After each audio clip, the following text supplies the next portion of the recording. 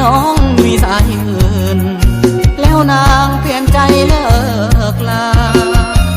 ครั้งหนึ่งครั้งสองก็พอทนไว้แก้วตามาถึงครั้ง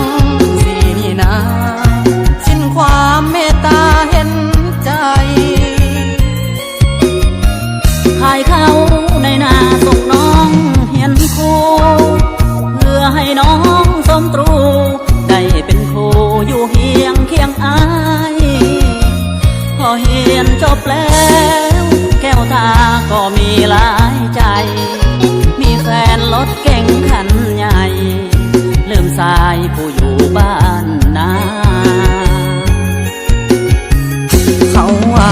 อกหักยังใครกว่าหักบ่เป็นคำนี้มันแสนลำเค็นได้พบเห็นเกือบใจพวงมาสูญเสียเงินแล้วต้องมาสูญเสียน้ำตาถูกลวงจากสาวปริญญาดังฟ้าพาลงให้ตายอวยพรสาวคู่อยู่ดีเถิดนากับหนุ่มรถเก๋งงามตาให้บ่าวสาวนาขอลาน้องไปบุญอ้ายมันน้อยน้อยจนบ่สมสามวัยอกหักครั้งนี้วันไหวหากน้องเต็มใจบ่สมสาว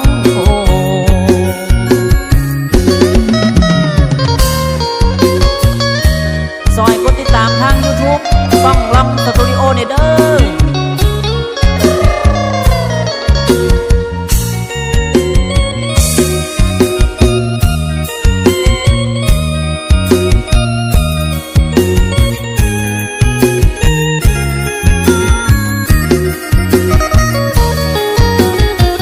เขาว่า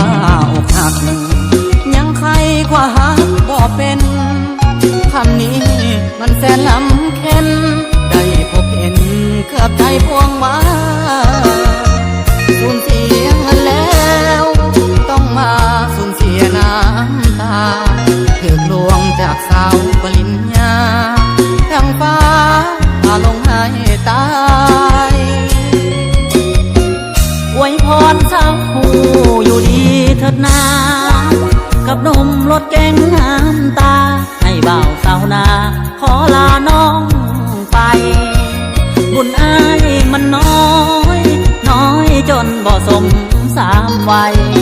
อกหักครั้งนี้วันไหวหากน้องเต็มใจบ่สมสาว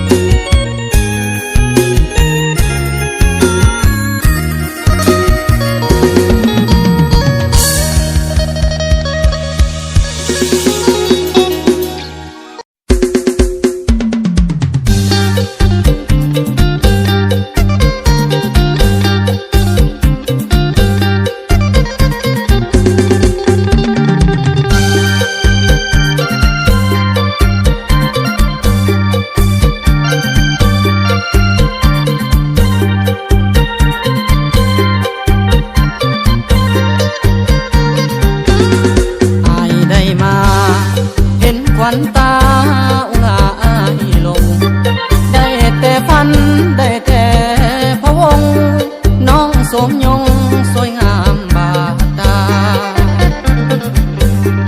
อายอยากถามคนงามสิได้บ่นาว่ามีแฟนหรือยังน้องลาให้หนุ่มบ้านนาอยากขอไม้ปองเอาบ้านใกล้กันจอมควันเจ้านั้นบ่แลอย่าเฝ้าสั่งอ้ายเลยน้องแลให้ฮักน้องแท้หวังเป็นคู่ครองสาวนาวางเนื้ออย่าเฝ้าเบื่ออ้ายเลยนะน้องขอสัญญาว่าจะ จะแต่งน้องจะเป็นคู่ของนวลน้องแจ่มจันทร์อ้ายขอลาไปก่อน3 วัยหากมีบุญจะมาใหม่หาขวัญใจอย่าได้เปลี่ยนพันนับแต่วันนี้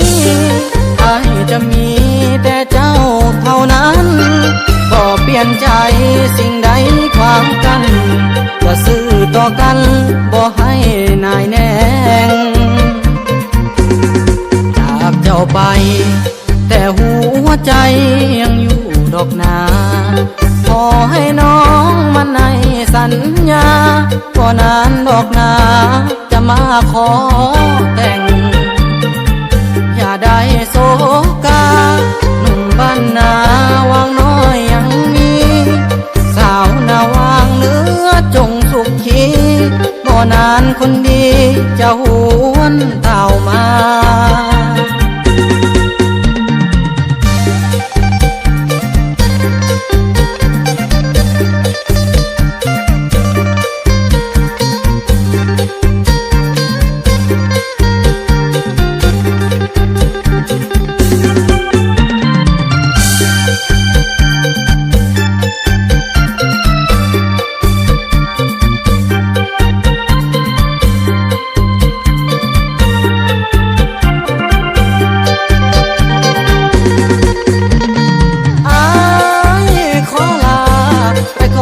3 วัย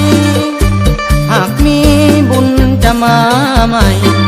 หาขวัญใจอย่าได้เปลี่ยนพันนับแต่วันนี้อ้ายจะมีแต่เจ้าเท่านั้นก็เปลี่ยนใจสิ่งใดขวางกันจะซื่อต่อกันบ่ให้นายแนงจากเจ้าไปแต่หัวใจยังอยู่ดอกนาขอให้น้องมันในสัญญาก็นานดอกนาจะมาขอแต่งอย่าได้โศกาหนุ่มบ้านนาวางน้อยยังมีสาวนาวางเนื้อจงสุขีบ่นานคนดีจะห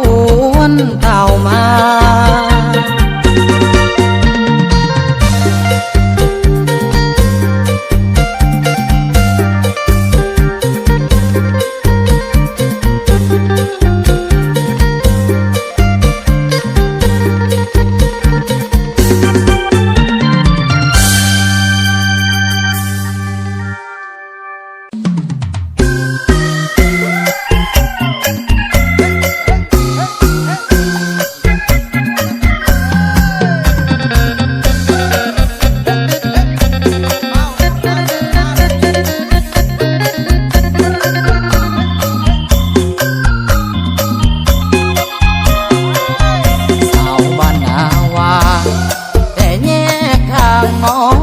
ส่งข่าว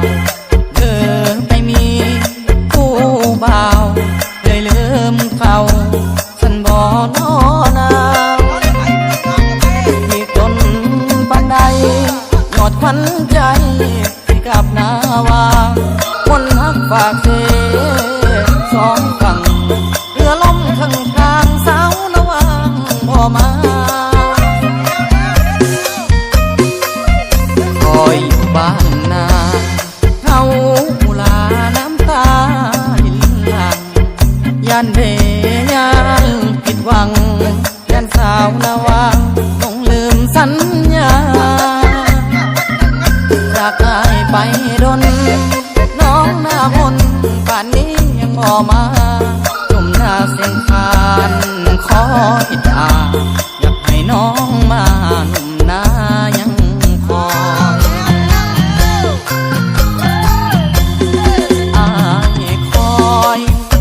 อยน้องอยู่หน้าเส้นขานคอ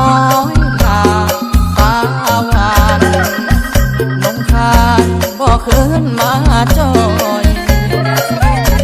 กระต่ายมาจันวันแยมแถมยังเฝ้าคอยน่าจะโทรหาจักหน่อย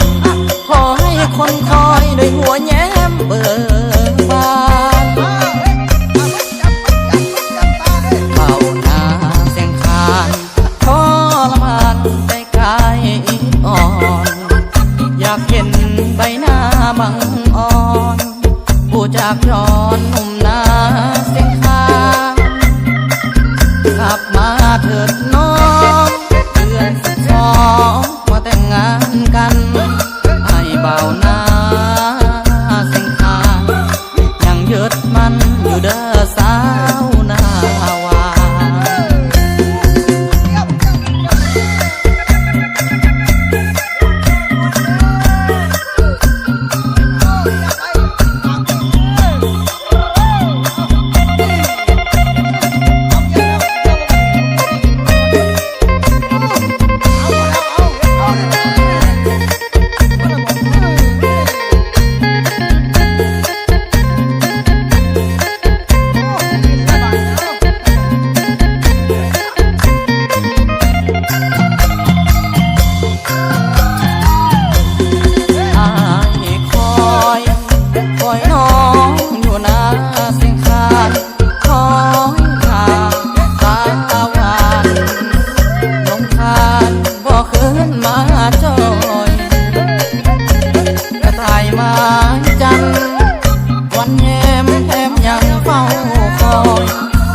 จะโทรหาจักหน่อยขอให้คนคอยด้วยหัวแย้มเบิกบานเบาหน้าเสียงคานทรมานใจคลายอ่อนอยากเห็นใบหน้าบังอ่อนผู้จากจรหนุ่มนาเสียงคานขับมาเถิดน้องมาแต่งงานกันให้เบาหน้าเสียงคานยังยึดมันอยู่เด้อสาวหน้าวา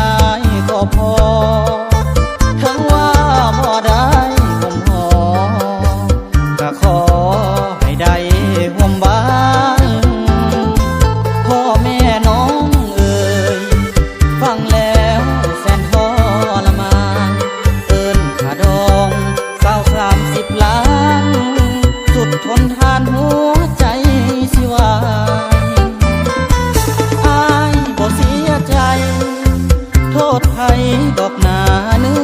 อเย็นปล่อยตามลิขิตกฎเกณฑ์ขอเป็นเพียงอายสามวัยวัตถุเงินทองนั้นมากลางกันหัวใจ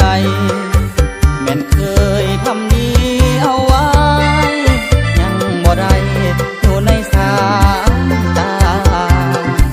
ทั้งอายและน้อง